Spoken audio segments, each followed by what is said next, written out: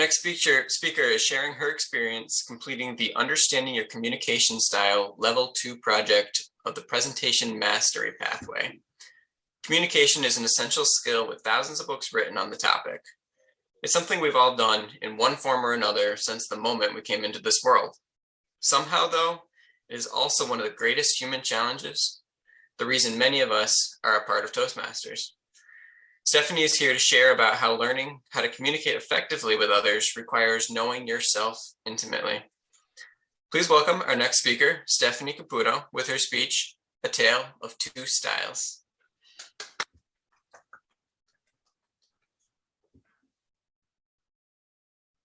All right, so can you guys see my screen? The required question, excellent. All right.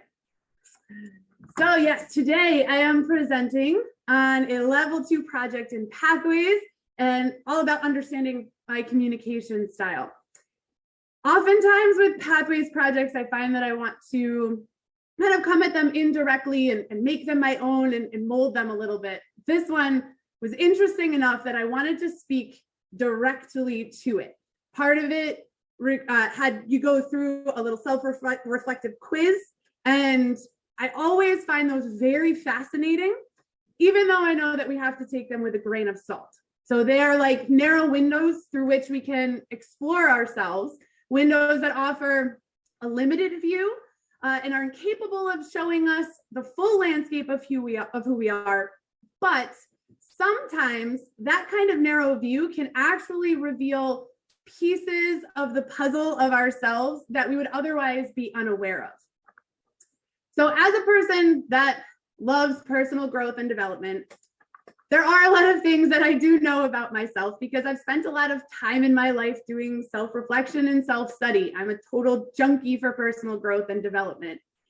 So things I know about myself are I am distractible oftentimes, especially visually. So we all have different styles of communication and you can break it down into audible, visual, and kinesthetic.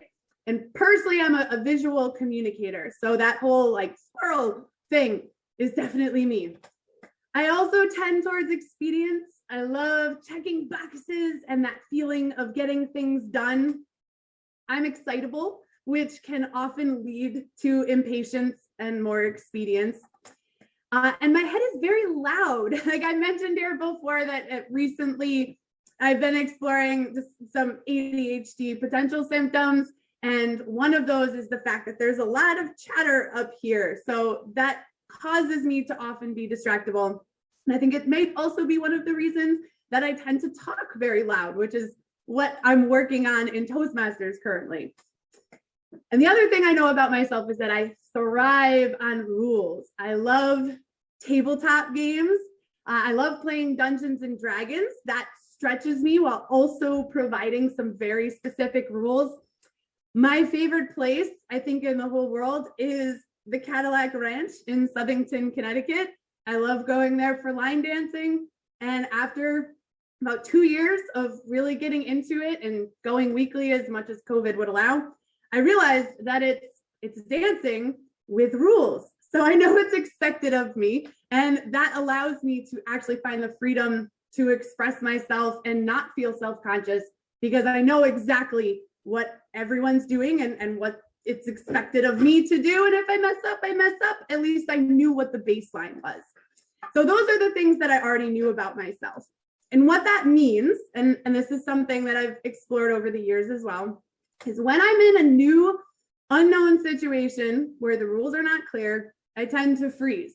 So for example, when we had our dinner for Mohan, and we were celebrating his Distinguished Toastmaster Award, Philip did know that I had come in late the night before from a plane trip, but he kept mentioning the fact that I was tired, and I wasn't actually feeling tired, and I couldn't help but wonder if part of that was the fact that I was quiet, because I am often not quiet. I tend to step up and am willing to lead in Toastmasters situations. I give speeches often, but we were in a social situation that had small talk as the main focus. So I really was blank, deer in the headlights.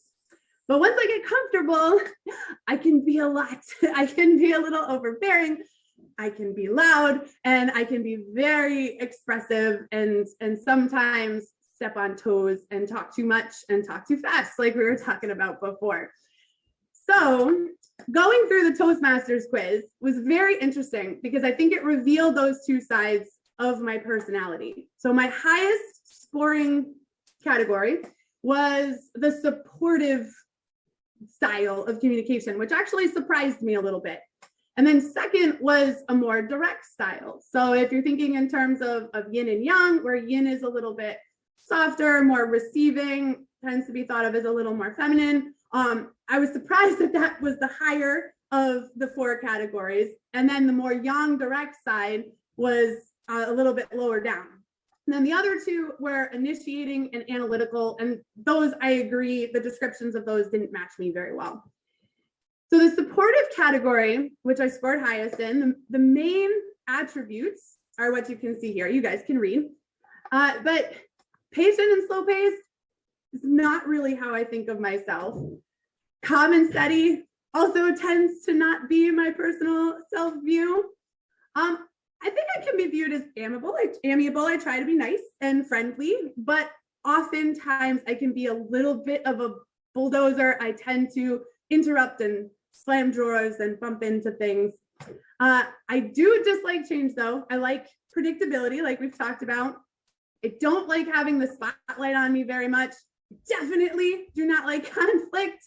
And I like to think of myself as dependable and loyal. When I do something, I do it wholeheartedly, which is why a year and a few months into Toastmasters, I'm the president and VPE of not 1, but 2 clubs. So then the direct communication style, everything pretty much fits. So this is pretty much how I see myself most of the time when I'm in those known comfortable situations. So one of the things that I've learned over the years that's helped me balance these 2 sides of my communication style and my personality is to just ask. So if I'm feeling unsure, if I notice myself slipping back and freezing in that deer in the headlights, I've learned to just speak up and ask the question, am I doing okay? Is there anything I should be doing differently? How can I help? How can I be better? How can I best serve?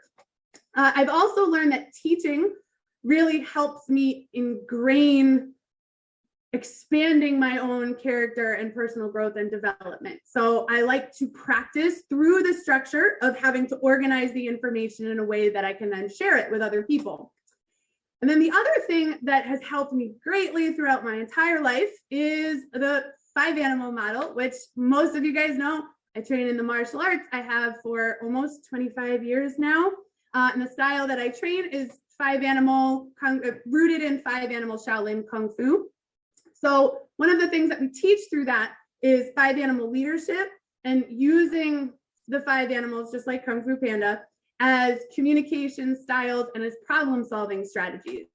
So one of those is Tiger, which is very interesting. They lined up with the 4 categories that Toastmasters talked about. So Tiger would be a direct style of communication. Crane matches the supportive style. Leopard matches initiating, so kind of being creative. And then Snake matched the analytical style of communication in the Toastmasters quiz. And then in our martial arts style, what we're all striving towards is Dragon, which is really the wisdom mind of the other 4 animals. It's understanding how to use all of these styles and use them at the appropriate time to best fit the situation. So that is a little bit more about me and my style. That may reveal a little bit about who I am and answer some questions like we were talking about earlier before the meeting started. And with that, I will turn it back to our Toastmaster, Brian. Thank you, Stephanie. Definitely shared a lot of information about you. Got to learn a lot about you today. And I think what I learned there is we need to have some more social events so we can all practice on those small talk skills, because I know that's not a strength of mine either.